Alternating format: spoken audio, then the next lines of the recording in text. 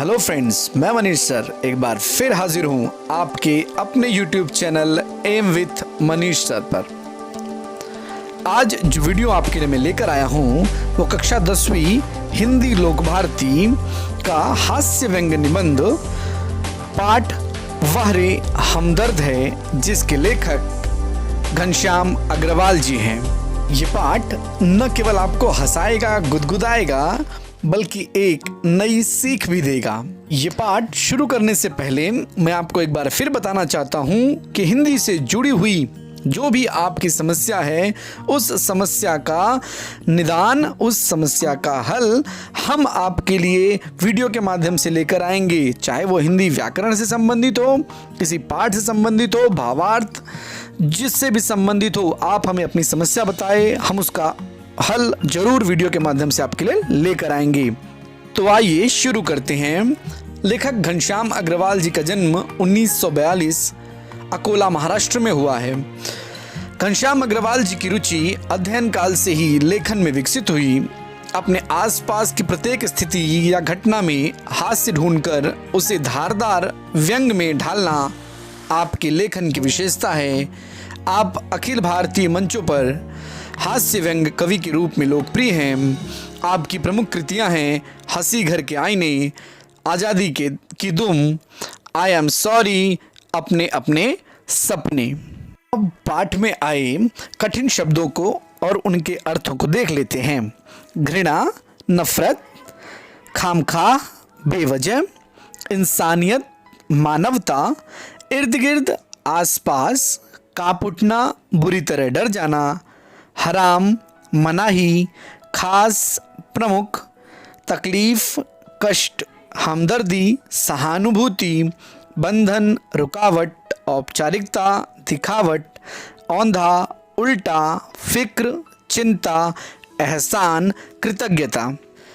जैसा कि हम चित्र के माध्यम से देख सकते हैं, बहुत सारे लोग अस्पताल की ओर दौड़ रहे हैं। उसमें कुछ डॉक्टर हैं और बाकी लोग भी हैं। इससे आपके मन में कई सवाल उठते होंगे। सवाल ये कि ये लोग अस्पताल की तरफ क्यों दौड़ रहे हैं? क्या कोई दुर्घटना हो गई है? इन्हीं सारे सवालों के जवाब लेकर आ गए हैं पहले परिच्छेद में। तो आइए अपने प्रश्नों का हल ढूंढते हैं। उस दिन जब मैं पूंजीवादी और समाजवादी अर्थव्यवस्था पर भाषण सुनकर आ रहा था तो सामने से कार आ रही थी। भाषण के प्रभाव से मेरी साइकिल को अधिक जोश आया या कार को गुस्सा अधिक आया, यह मैं निश्चित रूप से नहीं कह सकता।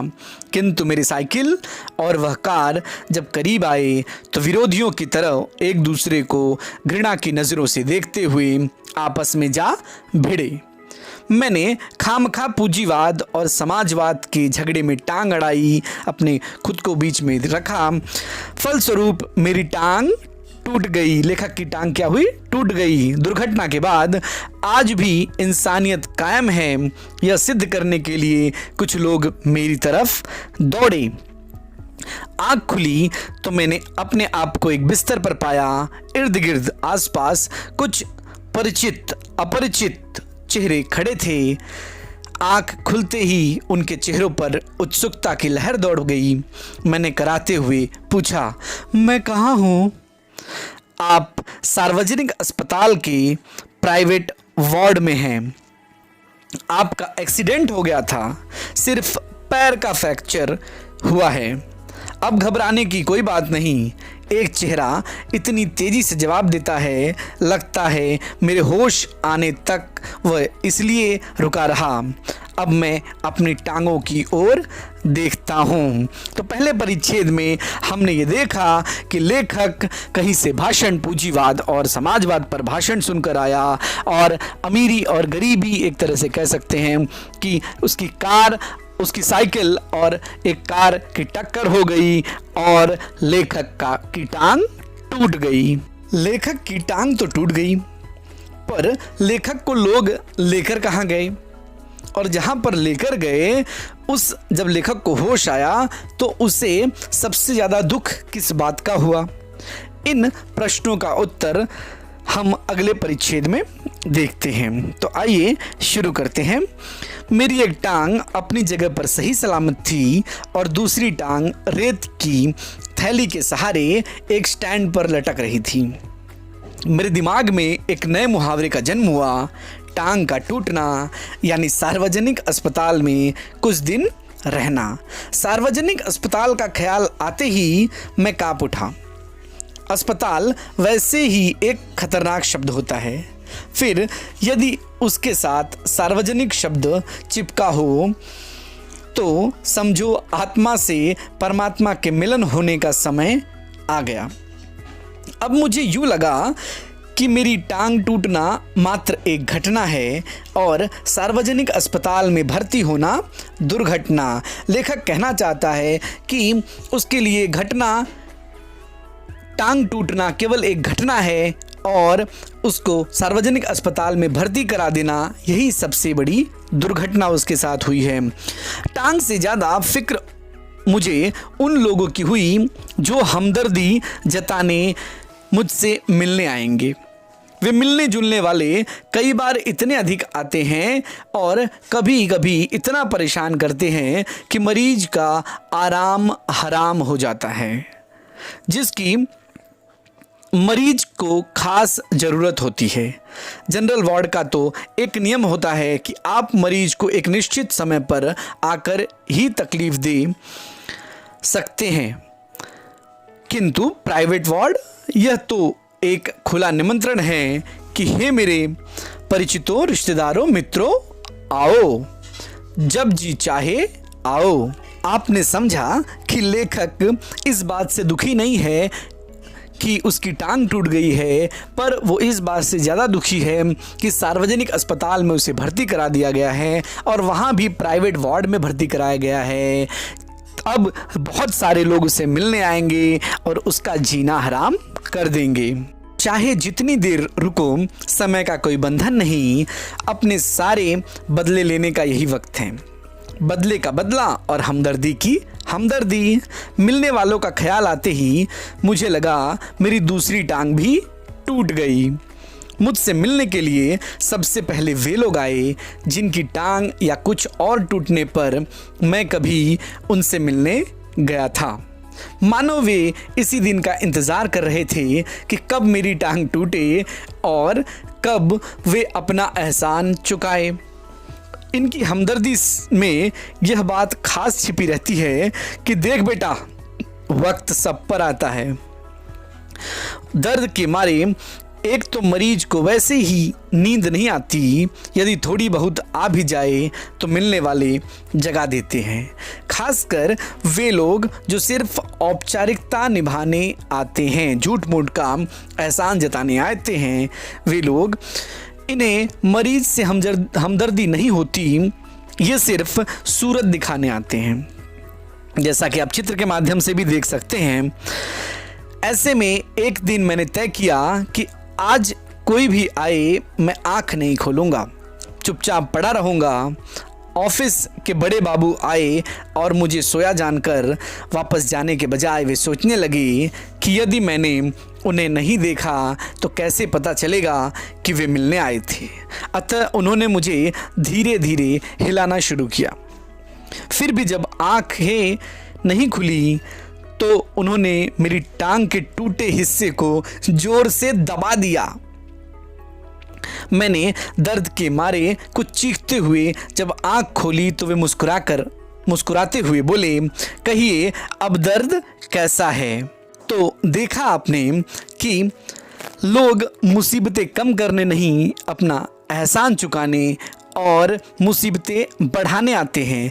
अब अगले परिच्छेद में देखते हैं कि कौन अपने बाल बच्चों के साथ पिकनिक मनाने लेखक को देखने आए।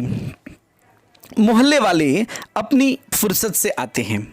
उस दिन जब सोनाबाई अपने 4 बच्चों के साथ आई तो मुझे लगा कि आज फिर कोई दुर्घटना होगी। आते ही उन्होंने मेरी ओर इशारा करते हुए बच्चों से कहा, ये देखो चाचा जी।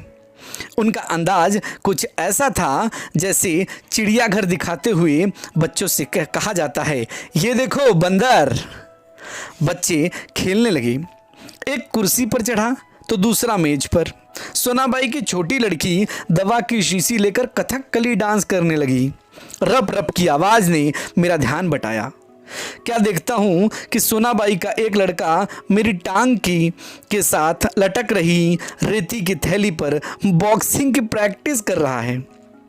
मैं इसके पहले कि उसे मना करता, सोनाबाई की लड़की ने दवा की शीशी पटक दी।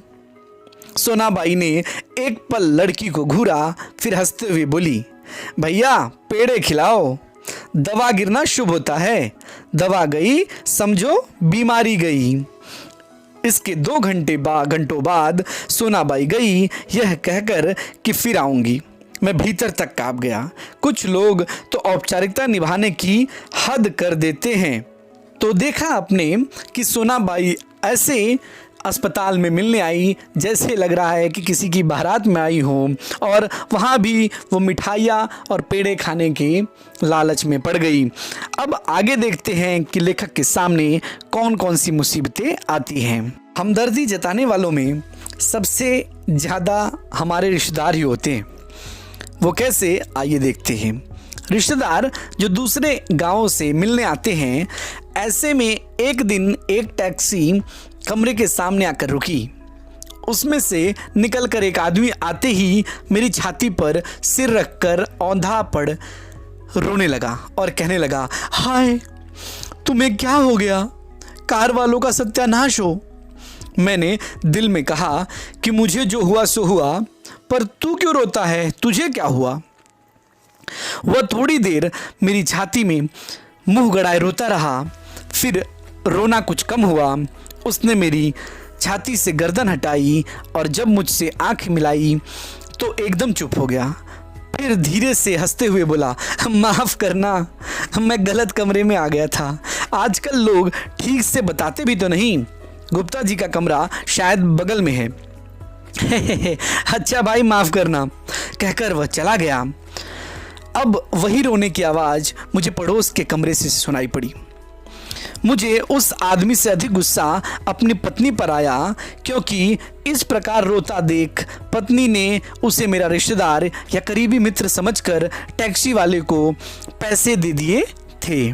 जैसा कि मैंने पहले बताया था कि अगर आप हॉस्पिटल में किसी कारण भर्ती होते हैं तो एक से बढ़कर एक नमूने आपको देखने मिलेंगे। ऐसे ही एक नमूने से लेखक का पाला पड़ा है, तो आइए देखते हैं वो श्री लपकानंद जी कौन हैं।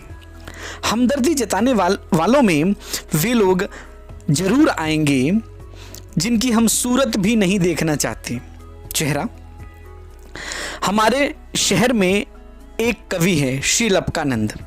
उनकी बेतुकी बेकार की कविताओं से सारा शहर परेशान है। मैं अक्सर उन्हें दूर से देखते ही भाग खड़ा होता हूँ। जानता हूँ जब भी मिलेंगे 10-20 कविताएं पिलाए बिना नहीं छोड़ेंगे।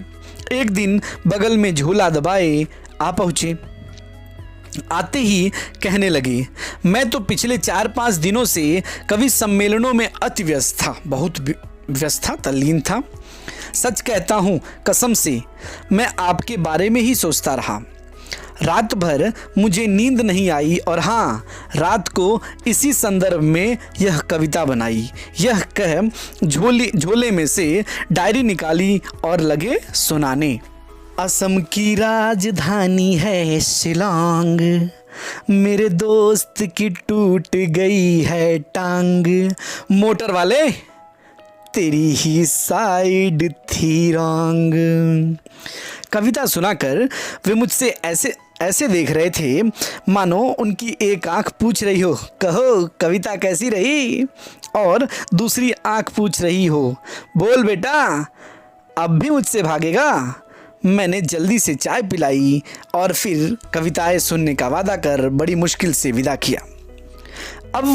अब मैं ईश्वर से प्रार्थना करता हूँ कि हे ईश्वर, अगर तुझे मेरी दूसरी टांग भी तोड़नी हो तो ज़रूर तोड़ दे, मगर कृपा कर उस जगह तोड़ना जहाँ मेरा कोई भी परिचित न हो, क्योंकि बड़े बेदर्द होते हैं ये हमदर्दी जताने वाले। तो देखा आपने किस तरह लेखक को परेशानियों का सामना करना पड़ा। मुझे उम्मीद है इस निबंध ने आपको हंसाया, गुदगुदाया ज़रूर होगा। खासकर श्री लपकानंद जी की कविता ने। इस पाठ से हमें यह जानकारी मिलती है कि आज के ज़माने में लोग मतलबी हैं और वो केवल एहसान जताने आते हैं। आइए अब कुछ प्रश्नों को देखते हैं।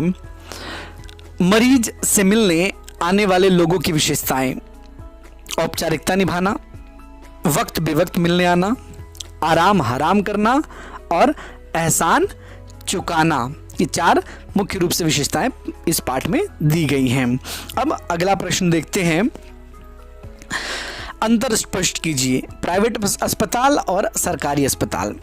प्राइवेट अस्पताल में सही इलाज होता है और सरकारी अस्पताल में दुर्घटना होने की संभावना ज़्यादा होती है। प्राइवेट वार्ड में मरीज को मिलने आने का खुला निमंत्रण और जनरल वार्ड में मरीज को मिलने का निश्चित समय दिया होता है। अगला प्रश्न देखते हैं। अस्पताल में सोनाबाई के बच्चों की शरारतें। क्या क्या किया उन्होंने? कुर्सी पर चढ़ना, टेबल पर चढ़ना, दवा की शीशी पटकना, बॉक्सिंग प्रैक्टिस करना। अब कुछ मुहावरे भी देख लेते हैं।